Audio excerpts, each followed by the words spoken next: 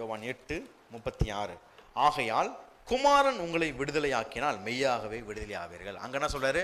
கர்த்தர் எல்லாவற்றையும் உங்களை விடுதலையாக்கினார். அப்ப யாருங்க உங்களை விடுதலையாக்க முடியும்? குமாரன் மட்டும்தான் உங்களை விடுதலையாக்க முடியும். இனி யார் உள்ளத்துலலாம் இயேசு இருக்கிறாரோ, யார் வாழ்க்கையிலாம் இயேசு இருக்கிறாரோ, யாரெல்லாம் இயேசுவை முக்கியத்துவம் கொடுக்குறீங்களோ, உங்கள் தீர்வுகள் சீக்கிரமாக கம்ப்ளீட்டாக எல்லா ப்ராப்ளம் சால்வ் ஆகி வெற்றிகரமாக நீங்கள் வாழ்வீர்கள். ஆண்டவர் இயேசுவை நீங்கள் முன்வைக்கும் பொழுது, ஏன்னா அவர் தான் கிருபையாக இருக்கிறார். அல்லேலூயா. ஆண்டவருடைய கிருபை உன்னை எல்லா விட்டிருந்தும் கர்த்தர் உன்னை விடுவிச்சு உன்னை காப்பானாக. கிருபையாக இருந்து கர்த்தர் உன்னை ஞானமாக வழி நடத்துவார் என்று சொல்லி உன்னை பிளஸ் பண்ணுறேன், உன்னை ஆசீர்வதிக்கிறேன். மூணாவது ஒரு காரியம், இயேசு நம்மளுக்கு அந்த கிருபையை அறிகிற அறிவு வரும்போது கர்த்தர் நம்மளுக்கு நிறைவுள்ளவர்களாய் மாற்றுகிறார். ஃபர்ஸ்ட் நம்மளுக்கு என்ன தேவை? நம்மளுடைய தேவைகளை சந்திக்கிறவர்.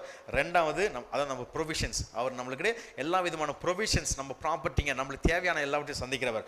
ரெண்டாவது நம்முடைய தீர்வுகளை அவர் குறைவுகளை நிறைவாக்குகிறவர். அடுத்தது மூணாவது நம்மளுக்கு கர்த்தர்